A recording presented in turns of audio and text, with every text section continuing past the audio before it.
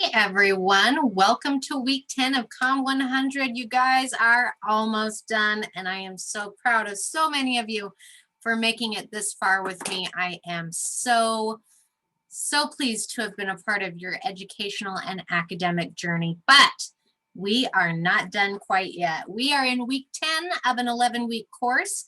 Week 10, of course, still has brand new content, and you're not quite done with me yet. So we have got an excellent lecture for you this evening. Right off the top, I want to cover real quickly the week 9 stuff just to keep it fresh in your mind. Then we will jump into chapter 12 and walk you through your last week of new material. Now, I want to put out there right up front that our time is winding down, as you know.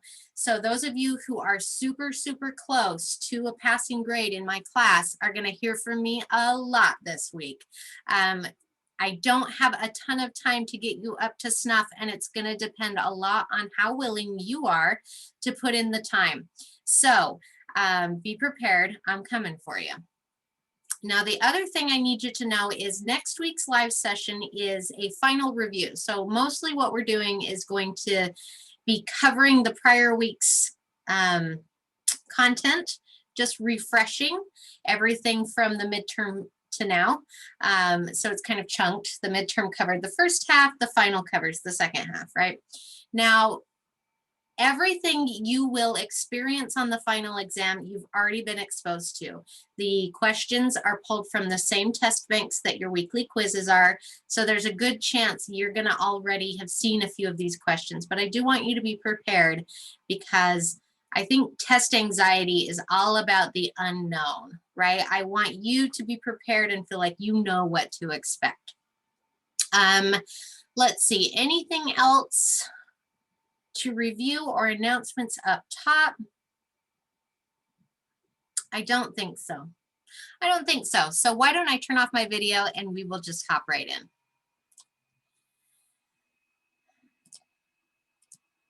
All right, so last week we talked chapter 11. We talked all about delivering your presentation. The main points that I wanted you to take away from last week are these. The styles of delivery. Remember the 4 main styles of delivery. We have manuscript, or excuse me, don't listen to me. Style of delivery, memorized, manuscript, extemporaneous, or impromptu. Sorry, I mixed my notes up right quick. I want you to know that of those styles of delivery, extemporaneous is usually the most effective because it's spontaneous, but you also get a little accuracy that comes along with rehearsing. Sometimes manuscript is better if you have to use exact wording, like legal situations, but I do want you to know all 4 of those types and styles, okay? When it comes to notes, you need to have brief, legible, and inconspicuous notes. Make sure your audience doesn't see that you're leaning on them, okay? Remember, good delivery has several elements. Visual elements, so how you look. Do you look enthusiastic? Do you look confident? Are you making eye contact? We have verbal elements. How's your vocabulary, pronunciation? Are you rushing? Are you making a lot of mistakes? Are you calling attention to mistakes? And vocal elements, things like volume, variety, using pauses appropriately, and disfluencies.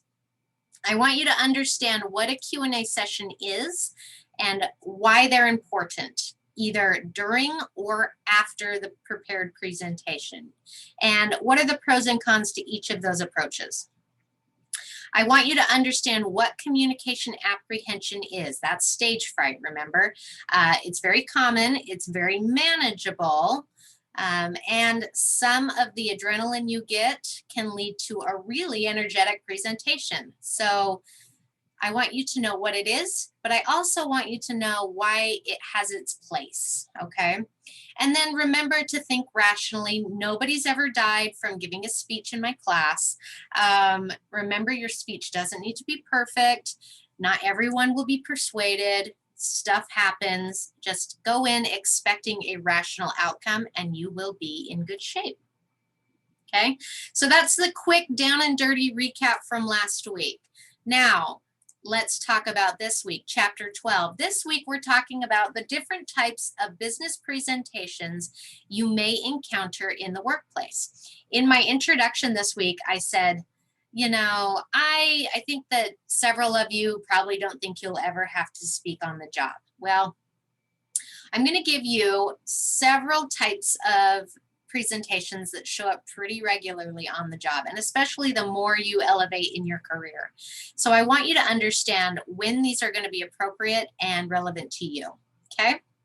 Might not be today, but I'll bet at some point you'll want to know. Okay, so right off the top, there are a few types of business speech presentations that they fall into different categories. And the first one we're going to talk about is speaking to inform your audience. So helping your audience learn more about an issue or an idea. And these usually are found in things like briefings, reports, trainings, webinars, and press conferences.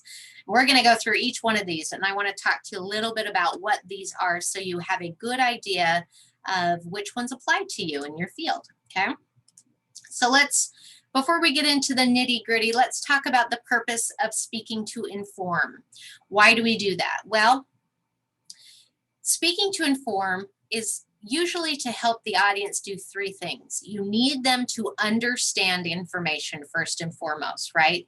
The best way to do that is using very specific facts, breaking down big ideas into something more simple or approachable, and being very, very clear about how your audience is involved. A lot of people don't like to go to speeches and presentations to learn something if they don't understand how they're going to use it, okay? One of the big pieces of speaking to inform is getting your audience to retain the information. Remember recall as part of the listening process. If they can't retain what you are saying, you may not have done your job as a speaker. So make sure right up front, you let your audience know what you want them to learn. You talk about your main ideas very, very clearly. You repeat them several times, and you use some of those components of nonverbal and vocal variation to highlight your important concepts, things like pauses, okay? You want your audience to apply the information you're giving them. You don't want them to just receive the information and then go, all right, and then walk away, right? The goal is usually to get them to apply it. If you can get them to apply your information, it's more likely they'll retain it. So that's where a lot of speaking to inform gets to be hands-on or demonstrative, where you're demonstrating things, okay? Now, the key ways to help your audience understand, retain, and apply is to entice them. And what do I mean by enticing the audience? Well, we talk about something called creating information hunger. Okay, we want to make your audiences hungry. Audiences want good content. They want to know things. For the most part, audiences are incredibly curious. So if you can tap into their curiosity, maybe ask a question, and keep it simple enough that it's not too far above their heads, you will have enticed your audience, and you will have a better path to help them understand, retain, and apply your information, okay? So one of the main types of informative presentations I see in the workplace is something called a briefing. This is a really, really short talk, okay? You know, it's brief, right? Come on, guys, no laughing. Okay, you laughed at home. I'm going to pretend you laughed at home. So a briefing, short talk, no more than 2 to 3 minutes, okay? These are very, very simply organized, either by topic, so all of topic A, then all of topic B, or chronologically. Topic A happened, then topic B happened, okay? These are mostly just summary reports, all right? You usually are not going to see a ton of presentation aids, very rarely. And then your language and your delivery is going to be rather informal, very conversational, more matter of fact. So briefings, most importantly, are giving informed audience members specific updates. Think about like a nurse, okay? So when a nurse comes on shift, the nurse that was there before her gives her a debrief. It's what we call that, or a handoff. We're not teaching the nurse how to do any specific task. The nurse knows how to be a nurse. What the nurse needs to know is what's been going on the floor, something she's already familiar with, and what she needs to do next. That is what a briefing is aimed to do. Now, the bigger version of the briefing is a report, and there are several types of reports we see in the business setting. So in a report, you are giving an account of kind of what's been done, okay? And there's three main buckets that reports will fall into. The first one is a status report, which is sometimes called a progress report, okay? These types of reports, very self-explanatory, give your audience a status or an update of the progress you're making on a project, right? So how's it going? What have you done? What are the things you're running into? What are your challenges? When you are giving a status report, it's very important for you to remind your audience of the purpose. So really, really briefly, take a minute and say something like, as you may recall, we did this project because here's how it's going. Always make sure you give credit when it's appropriate, right about here. Here's how it's going, and Bill is doing a great job with this. Then you're going to talk obstacles. Here's a couple of things that we've encountered, and this is how we're trying to get over it. And then this is a really good time to loop someone else in. And Betsy, you're really good at running numbers on this, so watch out. I may put something on your calendar so we can talk about it. Then you talk about your next milestone. So the next big piece of our project is going to be this. We're hoping to have it in the next week or so, and then talk about what's next. With us being at the stage we're at, we are on track to finish our project by the due date, and I will be able to give you the final report at that time. Okay, so that's a really brief status report. Should be very straightforward to the point. You don't want to get muddied into any of the details. You want to give a high level update and giving credit and looping in people where it's important, okay? Now, after you give a status report, you heard I already segued into it, you would give something called a final report when your project is complete. These can be lengthy, they can be short, they can be formal, they can be informal. It really depends on what the project is and the setting you're delivering the final report in, right? If you're at a board meeting, it's going to be a little more fancy or formal. If you're just doing a soft, to your immediate team members, a soft presentation, then it might not be so dramatic, okay? So again, your best steps for delivering a final report: first, introduce it, give that background, talk about what you did, what happened, talk about the outcomes, what were your successes, how did you fail, and then if your audience needs more information or if you intend to follow it up with additional research or projects, you would put that in as well, okay? The other type of report I see in the business setting is something called a feasibility report. Feasibility reports usually happen kind of informally when a company figures out they have a problem and they need to attack that problem, right? So we find that a lot of employees are taking sick days on Fridays, and we need to figure out how we can discourage them from doing that.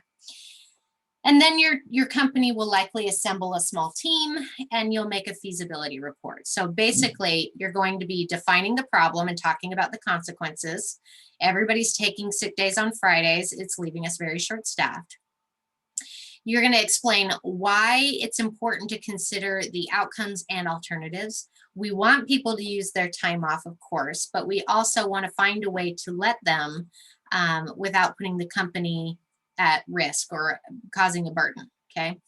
Then you want to show the audience, visual aid time, that you've really looked at this methodically. You know what you're talking about. Here's the numbers, here's the outcomes, here's why we think this is enough of a problem that we want to tackle it. And then you explain your conclusions to the audience so long as you think they're not going to object. So in a feasibility report, usually what you're trying to get is buy-in from your company. Here's a problem we're having. Here's why I want to tackle it. If you include a conclusion or a projected outcome and they disagree, like if you say, what we'd like to do is deny all time off requests on Fridays. Well, the people you're presenting that report to are likely going to object because that type of outcome is probably not feasible, right? Or they will say, well, you can't tell the employees nobody gets a Friday off. You have to take it case by case. So you put yourself at risk as a speaker because you might get shot down, essentially, right? So you have to be careful with stating what you think your conclusions will be with a feasibility report. Okay, the next type of presentation you're going to see in the business setting is training. This one's my favorite. This is the one I do most often. It's the closest to teaching in the classroom setting. It's just a little more corporate.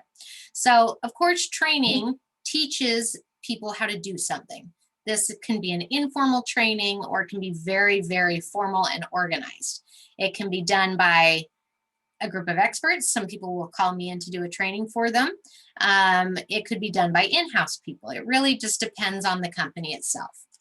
And when you're offering a training, there's a couple of things you have to do right up front in order to make it effective. First of all, you've got to plan it, okay? First and foremost, figure out the goal. What do you want the audience to do or be able to do when you're done, okay? And then I like to work backwards from there. Once I have the outcome I want, then I'm like, well, we'd need this step and then this step and then this step. And I go backwards in time until I get to the very first lesson. And then I start designing the first lesson. Once I know my goal and my steps, I can really drill down my schedule and figure out what I'm going to need. Am I going to need whiteboards or markers or money or what? I can really plot that out. Then I've got to figure out how I can involve my audience. Training is a big one for getting your audience involved. Figuring out different ways to get them engaged. I don't know if any of you have been to a first day of work training that just, you're like, I'm going to die. I've been there. I've also been in first day of work trainings where they gave us lots of snacks and little puzzles to play with to keep our hands busy.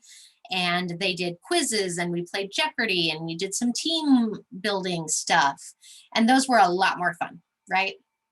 And really, really helped me take the lesson in. And then, of course, you want to make sure everything's organized. Your audience is going to understand what they're meant to take away and how best to solve future problems using the training you're giving them, okay? When you deliver the training, you really have to follow a certain flow. And there's a couple of best practices I can give you as well. Link your topic to the audience. So right up top, make sure they understand how this is impactful to them. I've repeated this several weeks and already I think twice in this lecture, but your audience has to know why they're there, okay? So this training is going to teach you how to stay off your boss's radar because you're going to be so good at your job they won't have to coach you or something like that. You want to pull them in with that link. Then you show them the big picture, right? After we're done with training, you should have all the hard skills and know exactly how to perform your daily job functions. Then you want to talk about the organization. First, we're going to do this, then we're going to do that. Right? You can use a lot of tips and tricks to keep it organized. You can follow some of these organizational patterns. You can use those pauses and vocal fillers to your advantage. You can add little internal summaries like, okay, so now that we've talked about all of this, let's recap it real quick and then we'll move on, okay? But remember, with all of that in mind, you still just need to keep it simple. You're going to know so much more about what you're trying to teach than your audience. And it's really easy to go over their heads. It's called expert bias, okay? Because I've taught this stuff so many times, it's easy for me to teach it at a much higher level than an introductory level because that's just how I think, right? I have to remember I have to keep it simple or I'm going to lose my audience. Remember to avoid jargon. Jargon, remember, is industry-specific language. Every job out there has jargon. So when you go to work as a waitress and you say, we got to 86 the fish, I've been sat, there's a big top, it's full of campers. That's all jargon. And if you're a waitress, you know what all that meant. Now in education, I say, we've got to talk about retention and attrition. The pedagogical approach is not sound. You know, there's all sorts of educational jargon that I use on the daily. When you are in training, you want to avoid jargon, because jargon is really something that comes with time in the job. You learn the jargon as you start to adopt the practice of the company. So you don't want to start off with it. And then of course, link the familiar to the unfamiliar. If there's something your audience already knows and you can link something new to it, they're more likely to remember, retain, and take away your training, okay? All right, let's talk about webinars. Webinars, for the most part, are virtual, of course. When we're doing training or a product demonstration, I see a lot of this in my work when people want me to adopt their textbook or their new tool. They'll schedule a webinar, right? This is an opportunity for all employees to come together with the corporate team and talk about this product. It allows a lot of communication, okay? A lot of feedback on whatever it is that's being demonstrated. It allows for a lot of e-learning. So are we going to cover something for education? Are we going to learn a new way to do something, right? Webinars are often offered for things like lead generation, where you sign up to get some information and then your email goes into a database and now the company has your information. So sometimes webinars are used there. Webinars can be used for customer retention and reputation management, basically keeping a dialogue going with your customers and making sure you're establishing brand credibility. Webinars are also really great for providing free content to the people that are already bought in. So for example, as an educator, I have professional memberships to a lot of organizations, and they're always putting on training and continuing education. And I pay an annual fee for access to all of those webinars, right? So I'm always up to date on my teaching. You may be asked to present something like that in the business, okay? Now, if you are asked to do something like that, you've got to design it effectively. And the first way to start is to pick someone that's engaging. I have been to webinars where I would rather slam my face into a brick wall. I'm pretty sure I sent that exact emoji to the people I was sitting in the webinar with. You want somebody who can engage the audience, especially in the online setting. That's not natural for everybody. You want someone who can stay on topic, do strong introductions, who can handle the Q&A sessions, right? Are they going to be able to handle that? Do they speak clearly? Do they know the format? Okay. And when I'm talking about format, I mean things like having a PowerPoint like this. Can they handle a PowerPoint? Can they do it with their face on the camera? Do they need tech support? Are we doing an interview? Are we doing a panel? Are we doing a Q&A, right? These are all going to be different formats that your speaker needs to know how to function within. I always suggest interactive sessions when possible for webinars, not just Q&As, but even interactive media. Sometimes I will use a tool, and I don't want to give them free advertising, but basically I put a link in the chat and people can vote on things, and then the results pop up on my screen while we're talking. Once I was doing an English class thing and I had people live tweet, and we kept the Twitter feed up during the session so that we could have real-time responses. Okay, so there's a lot of ways to keep it interactive. And then of course, always prepare for questions with webinars. You're gonna get them. It's not just you speaking at a camera. There are people and they're gonna want information, okay? All right, the next type of presentation we need to talk about is a press conference, usually an opportunity for media or journalists to ask a company questions, a company or a person or like a political figure, something like that. So in a press conference, essentially a leader or a person of interest will invite the media to be present when they give a big announcement or they unveil something new. So first and foremost, whatever you're calling the press conference about has to be newsworthy, right? Keep it awesome. If I call a press conference every time I do something awesome, pretty soon people aren't showing up, okay? Make sure you choose a time and location that is strategic. A lot of journalists have a deadline to make the next day's paper. So if you want to give your audience time to write about what you just talked about, you have to call your press conference early in the morning, right? Always send a press release, and that's a written version of what you're about to release. Of course, you would release that after. It contains the proper verbiage you want used, anything specific. And then, of course, when you select who's going to speak, always rehearse it. Go over your talking points. Make sure your speaker knows how to work with a camera, right? Some people do not want to look down the barrel of a camera. I don't know what it is, but you've got to teach them to do it. And then how to keep your questions and answers very short and brief and that kind of thing, okay? Okay, so that's informative speaking. I want you to know all those different types. Let's move on to persuasive speaking. This is my favorite of all of them, easily. I think I said that about inform, and now I'm saying persuasion is my favorite. Nope, it's this one. So persuasion is when you're trying to get your audience to do something, right? And it's all about motivation. It's all about understanding what you want from your listeners, what you need them to do, think, or feel, and how you're going to get to those needs, okay? So first, let's talk about different types of persuasion. First, we have something like a speech to inspire. This is influencing your listeners' feelings or their motivation. We can do it. Yes, we can.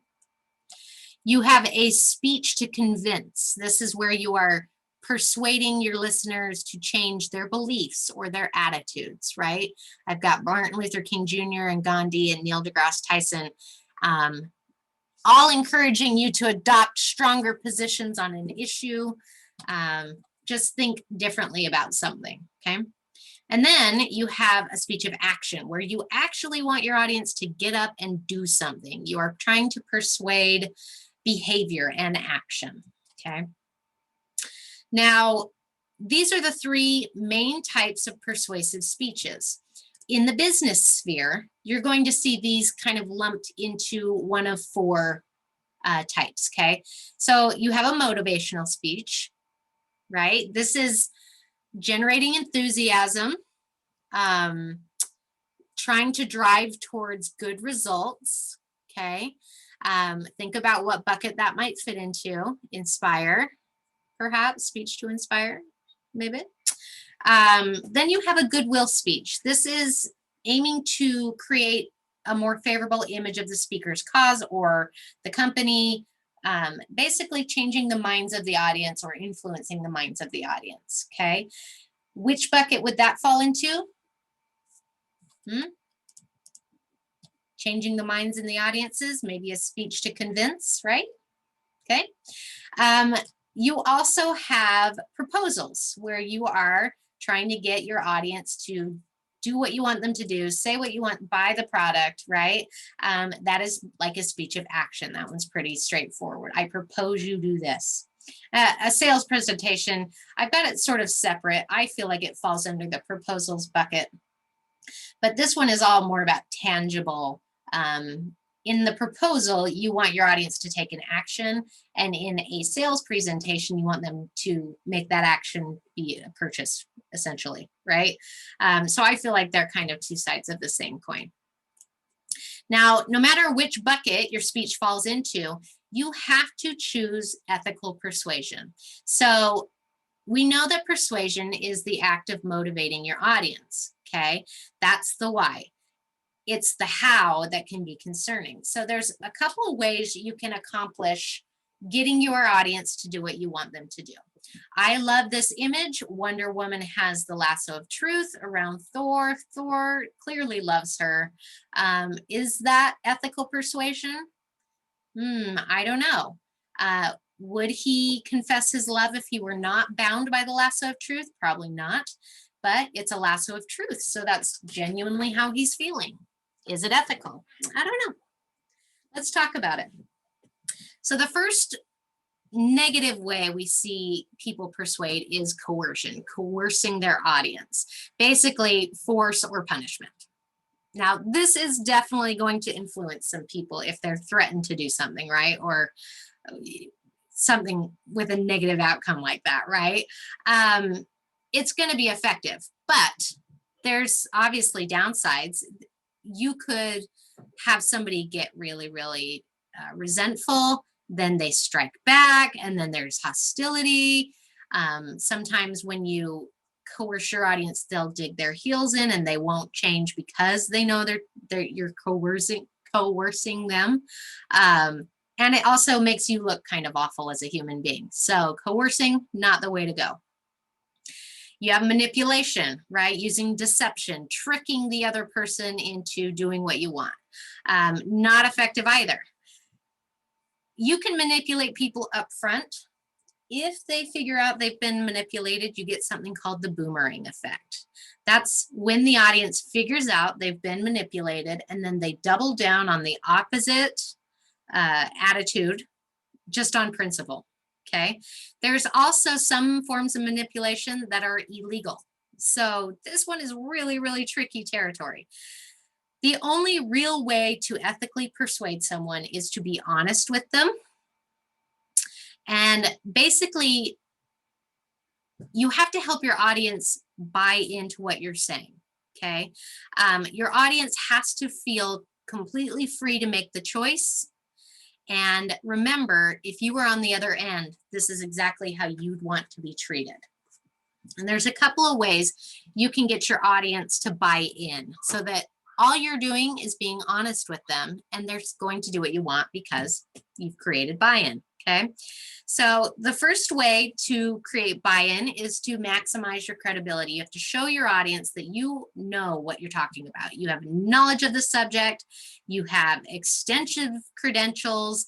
You have the ability to do or say or think. You follow through with what you're doing, right? So it's not just that I want you to buy my insurance. I know everything about it. I have licenses and degrees in it. And I also have this insurance and here's my experience with it. Okay. Those are three really great ways to show competence: knowledge, credential, and ability. Okay. You have to earn your audience's trust. It's all about trust. No matter how many degrees I get, if I get up on stage and I look shady and the audience doesn't feel like they can trust me, it does not matter. Okay. You also need to work on being impartial on this subject, but similar to your audience. This is an interesting concept. So impartiality really falls under trust. Audiences are more likely to accept your opinion if they think the speaker is more interested in them and their goodwill rather than the product. Okay, so I want you to buy this insurance because I want you to be safe. It has nothing to do with my sales quota. Does it? Maybe. I don't know. But really, I want you and your family to be covered in the case of an emergency. Okay.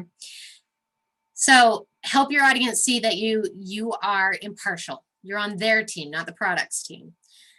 And then you need to emphasize how you're similar to the audience. People are way more willing to buy into something if they see familiarity or similarity, right? So if I say, hey, I've got 2 kids myself and I use this product.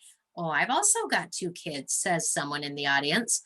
If it works for them, it might work for me, right? So how are you similar to your audience? I also have student loan payments, and this is very doable in my budget, right? Interesting. Okay. So impartiality and familiarity. When it comes to persuasion, organization is super important. And we covered this quite a bit when we talked about structure, those main body points of your speech.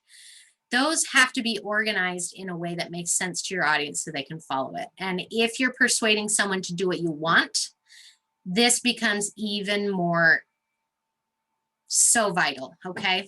So a couple of ways you can go. Problem solution, super basic. Establish the problem, provide the solution, right? There's comparative advantage. Show them the problem, give them all the solutions, and explain why yours is the best. Okay. Criteria satisfaction. This one is a little bit more nebulous, right? So if you have an I want to sell you insurance and you want them to buy in today, you need to show your audience how it's going to solve the criteria, right? So what do you want from insurance? I want it to be cheap. Okay, here's how it's cheap. I want it to be convenient. Okay, here's how it's convenient, right? So this one gets a little more muddy because your audience perhaps cannot give you all the criteria they need satisfied, and you may not have a good answer for it. So this one's tricky.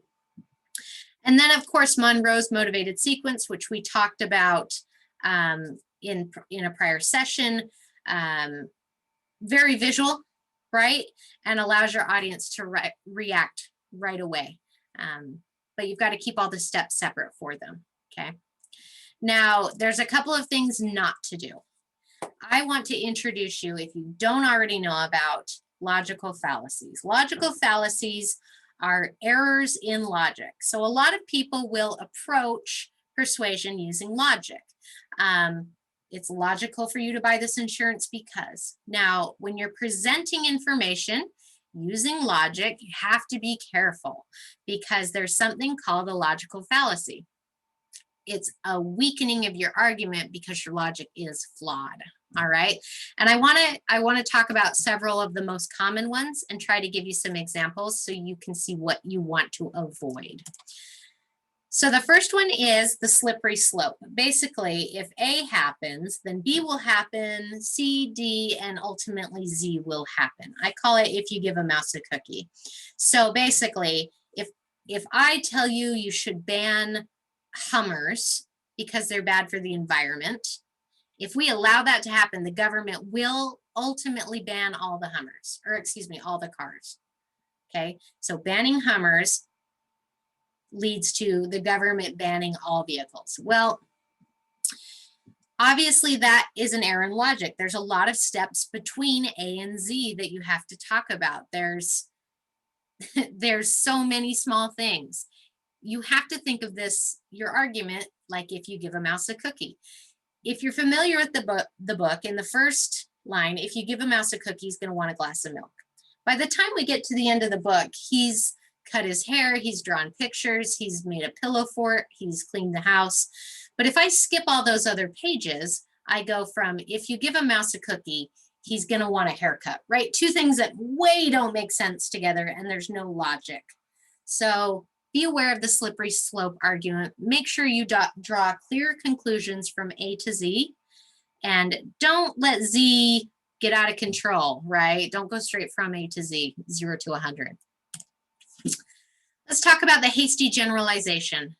Drawing a conclusion based on insufficient or biased evidence. I love this visual.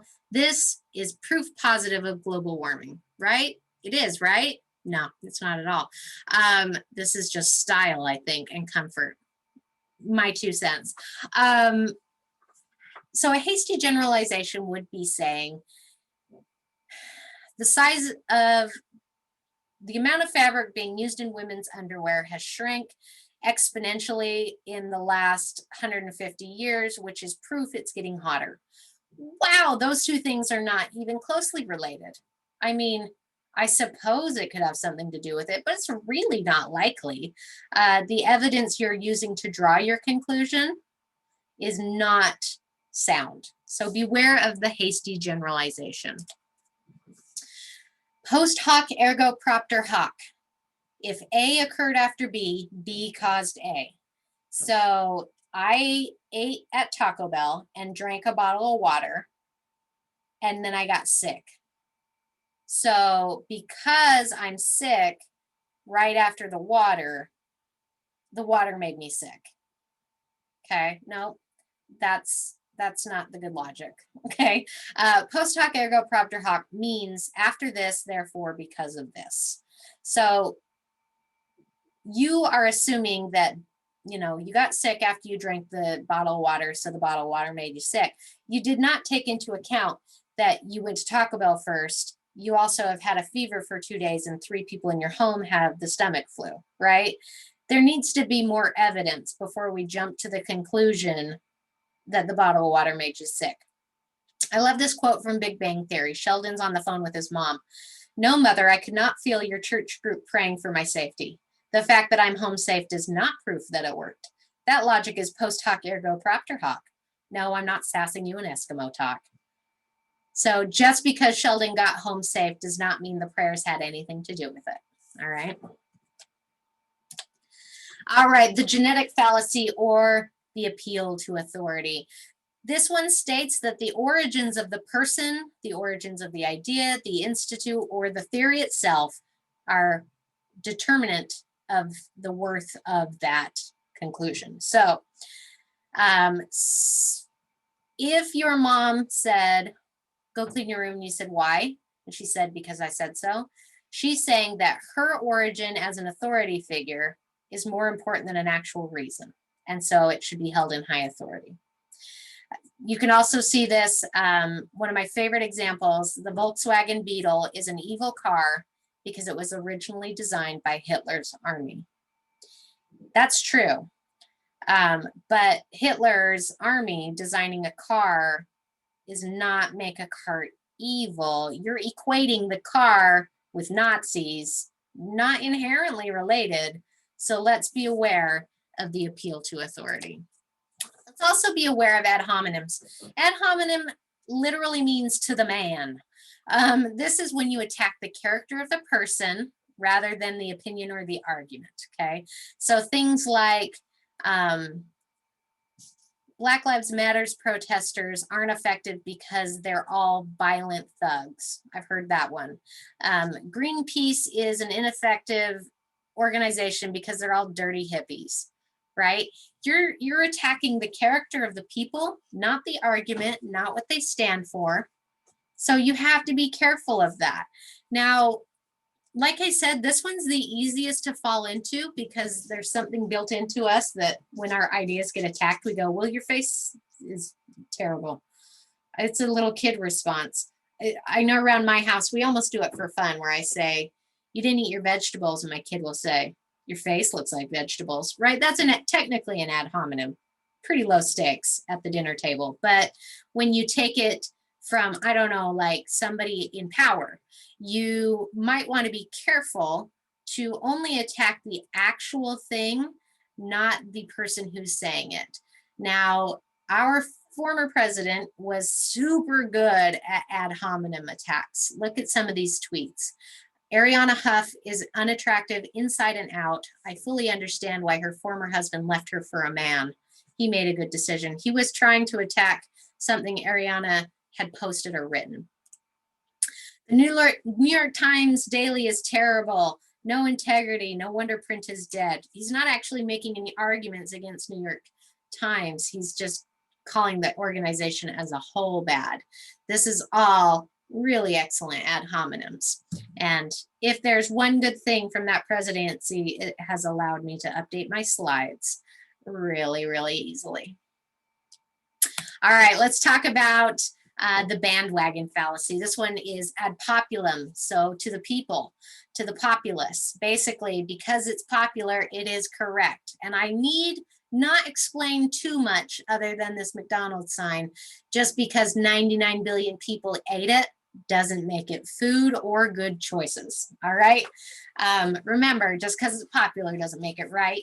If you try to prove your point by saying 99 billion people eat at McDonald's every day, that's a bandwagon fallacy. You're going to have to show me actual numbers, science, and data.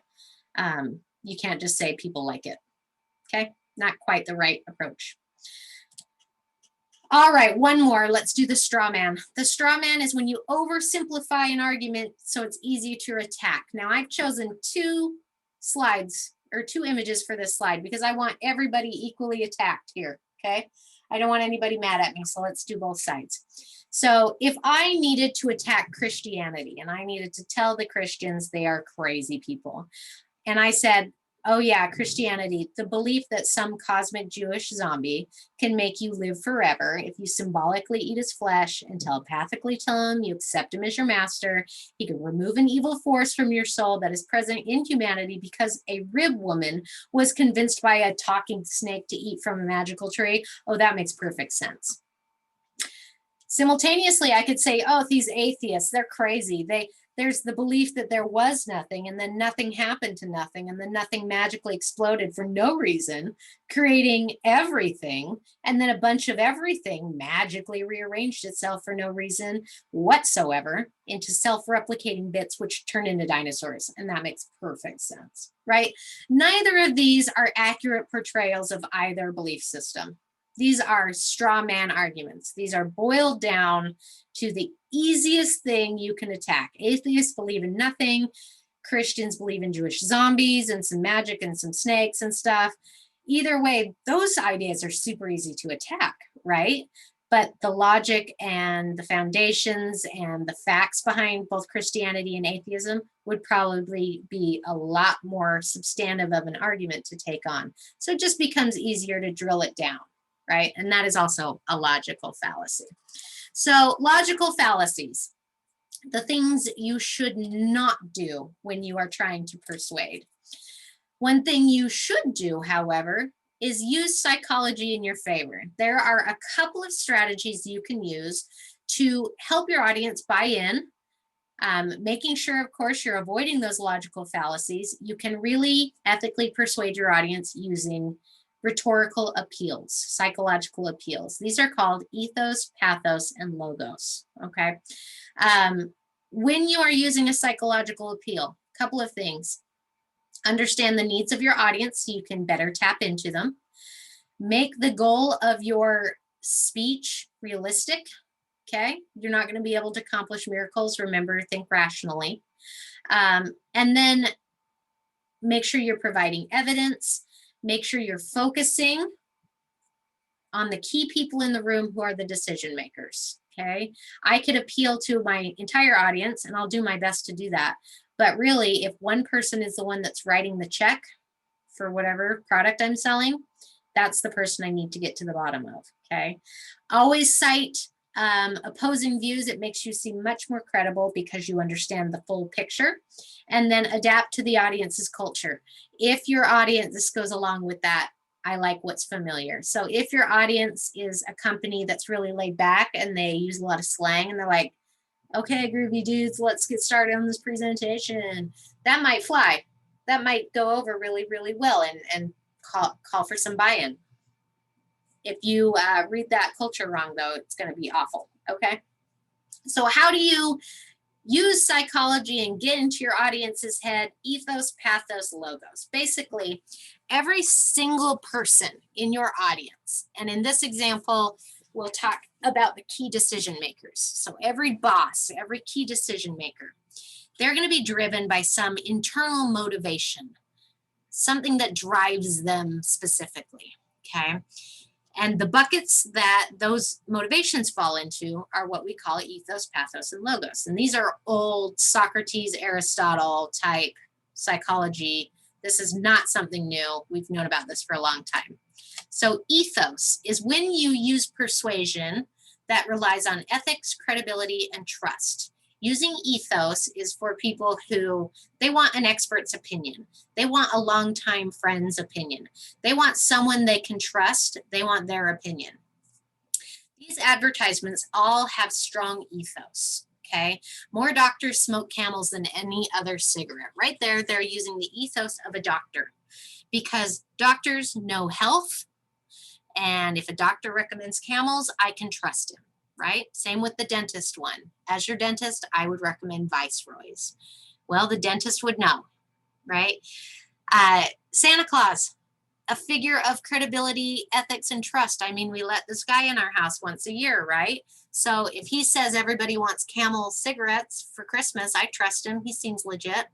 So you can persuade your audience using credibility, the credibility of the product and the credibility of you as the speaker. That can all be persuasive, okay? You can also persuade using pathos. Pathos is emotion. Emotion is tricky because the emotion you appeal to will really depend on what you want to get out of your audience, right? Knowing your goal. So what emotion are you trying to get out of them? So you've got like Otis the dog there at the left. He looks very sad. They chose the saddest looking dog on purpose. They want you to feel sad. They're trying to evoke that emotion so that you will then open your wallet and give to their cause. Okay. The Burger King ad up front and center, some hilarious appeal to sexual motivation, right? Very purposeful, very vague, lets the audience fill in the blanks and draw conclusions, but it evokes an emotional response. It makes you laugh, it makes you embarrassed, it makes you giggle, whatever it is, makes you respond. Again, when you're using emotion, you have to consider what the audience is going to take away. Because if you guess wrong and you evoke the wrong emotion, you will lose them entirely. And I know it's obscured, but the Dolce & Gabbana ad on the top right is a classic example. So this was an ad, I think, for shoes, if I remember. And they wanted a woman who was like sexually in control and powerful and handling her business wearing these shoes. And this is the ad they came up with. And they released this ad and the world freaked out and said, that looks like sexual assault. No. And of course, Dolce & Gabbana had to respond and retract the ad. So you've got to be careful when you're using emotion. There's so many available that you may trigger something you're not even aware is out there. Okay.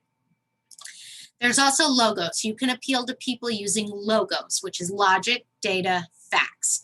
All of these advertisements have very clear logos on them, statistics, percentages.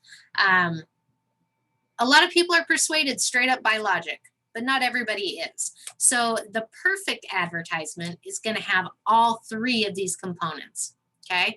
So this advertisement has ethics and credibility, emotional response, and logic. And I'm going to show you where all of those things are. The ethos is down here on the seal. Okay, this is your ethics and credibility. This is an agency. I think it's the Department of Aging Services. I don't remember. It's a government agency in Australia designed to take care of senior citizens and elder humans. Okay, so credible organization put out this ad. Pathos, the emotion, that can be in the person they chose to model and who is a little bit gruff looking, and combine it with the phrase, if you drink like a man, you might end up looking like one, which will evoke an emotional response like, oh, dang. All right, fair point, right? You combine those two and that's an emotional hit. And then logos, which is logic, down there in the small print. I'm not sure if you can read it, but it lists the literal health side effects, not just cosmetic. Hair loss, wrinkles, and obesity, breast cancer, early menopause, memory loss. And then, of course, you've got a phone number down there, which falls into both logic and ethics. If someone's willing to back up their information with more information and actual experts, you can fit that into both categories. Okay, so this advertisement has ethos, pathos, and logos. It appeals to the heart, the head, and shows its credibility, right? Heart, head, street cred. Ethos, pathos, logos, okay? Okay, so that's what I want you to remember. Avoid logical fallacies, appeal to these psychological factors. All right, let's move on. Let's talk about group presentations. These are a little different. Okay, they have their own rules. There's a lot of organization and structure that has to be done when you're delivering a group presentation. You can organize group presentations a variety of ways. You know, by topic, you can do it by task.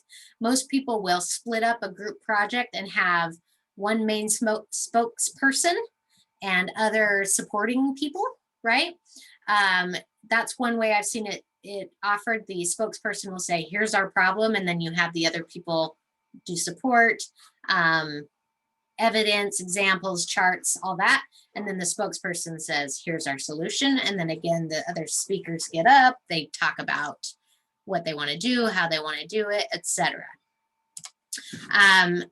You should always plan a really solid introduction and conclusion, both for the presentation as a whole and for each speaker that's going to come up. So if you were to organize your presentation, let's say by topic, and you have your one main person to say, hey, we're team A and we're here to talk about this. And first thing we want to do is help you understand the problem as it is. And to illustrate the problem, I want to bring up Bill. Bill is amazing. Bill is very tall and handsome. He is an expert in these things, right? And then Bill comes up, does his thing, goes back to our spokesperson, introduces the next part or the next speaker, right? Then you do the conclusion for each presentation, or for the whole presentation and each speaker. So thank you, Bill. Again, Bill's really great at this. Thank you for the work you put into it. All right, let's talk about the next thing. Okay. Always you want one person to tie all these things together. That's my favorite role in a group project. Open it, transition between each main point, and conclude it. Okay. When you are doing a group presentation, you have got to rehearse. Okay. You have to. There's so much possibility for problems in a group presentation. The only way to minimize those is rehearsing, right? Especially if you're giving us in a workplace setting when it's kind of high stakes, you don't want to mess up. In a classroom, all right, it's a little lower stakes, you're learning. In a meeting, in a big one, whew, okay, plan it, practice it. Think about how the room's going to be set up, okay? Is it going to be best for a Q&A? Is it going to be round table? Is it something where you can move about the room freely, or do you need to stay up front?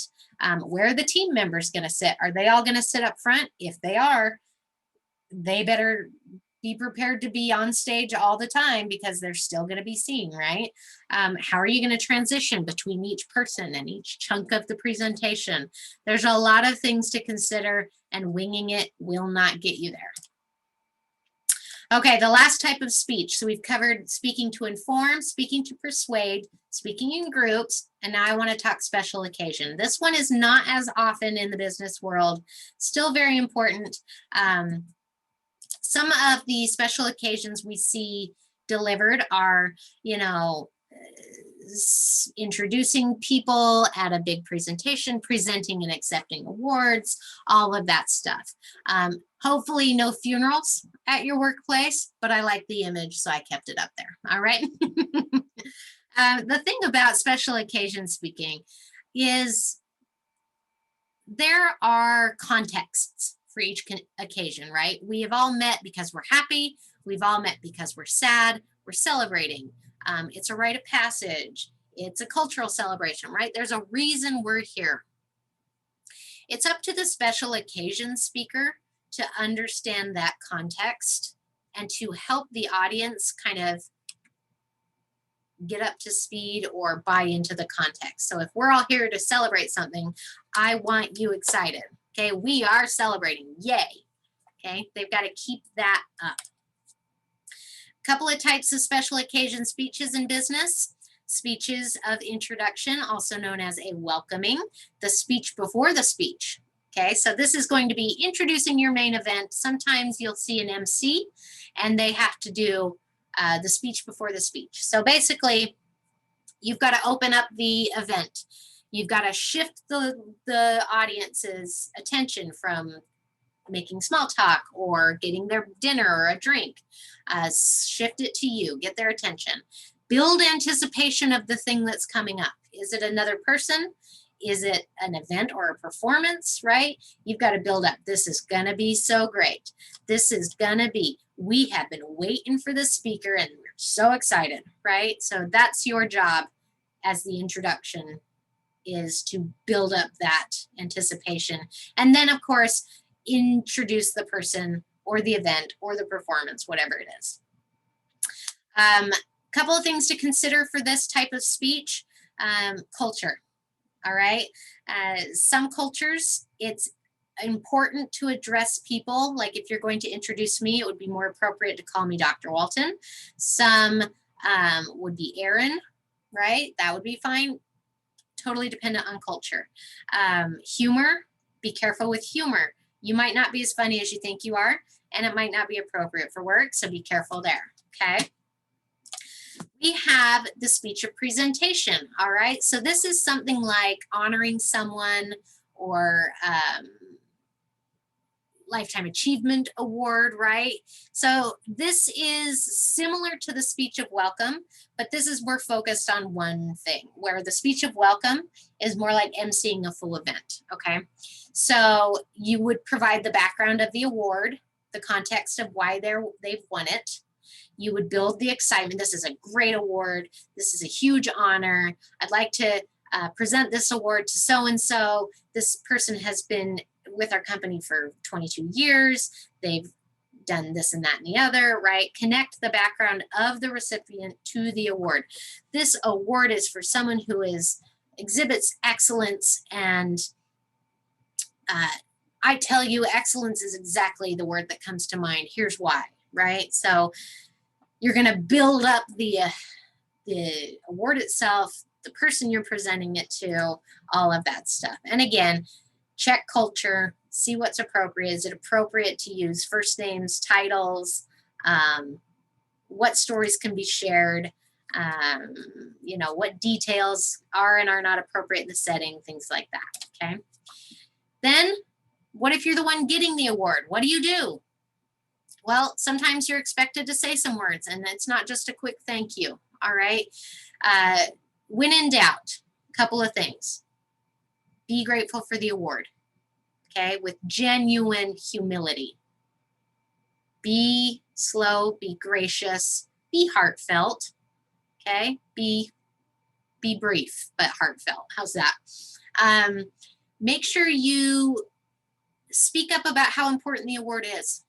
Oh my goodness, this award, what an honor this is, okay? And then of course, loop in your supporters. My boss who's guided me from day one, yada, yada, yada, okay? So a couple of things. You're grateful for it. It's super important, and all the people that helped you. If you remember those few best practices, you will accept that award very well. Very important when you don't know you're getting an award, by the way. So gratitude, significance, acknowledgements.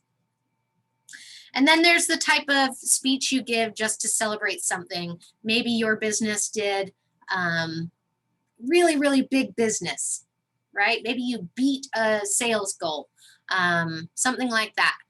You want to make sure your audience knows what the milestone is and why it's important, why it's significant, and then acknowledge everybody's work and pride in making that benchmark or that milestone, okay? Speech to celebrate, excellent one. Same with a toast, okay? That would fall under speech to celebrate. Be prepared, choose your time wisely, be brief, be loud, be sober, okay? I know my image is Leo DiCaprio drinking all sorts of alcohol, but when you're giving a speech to celebrate or a toast, I would encourage you to check your sober levels before you do it, okay? Okay, I'm a little bit over time, so I'm gonna quickly overview the main points from this week. I want you to know the types of informative presentations, briefings, reports, training, webinars, press conferences. I want you to understand what ethical persuasion looks like. It's definitely not manipulation or coercion, okay? I want you to know types of persuasive presentations. Are you inspiring? Are you convincing? Are you asking them to act? I want you to know how to show your own credibility, giving your credentials, showing your ability, those types of things. I want you to know the types of special occasion speeches we just covered, celebrating, introducing, accepting, and presenting awards. And the rules and best practices for group presentations. Gotta plan for them. Gotta think about your audience. Gotta practice, right? Those types of things will make your group presentation all the better. Okay, folks. So that's the week. As always, you know how to get a hold of me if you have questions, comments, or concerns. Drop by office hours, shoot me an email, send me a text, fly me a carrier pigeon, whatever you want to do. I'm here for you. Let me know how I can help you get through. We are in the home stretch, deep breaths, and then you'll be moving on, and I won't be bugging you anymore. Okay. All right, guys. If I don't talk to you before, I will see you next week. Happy learning.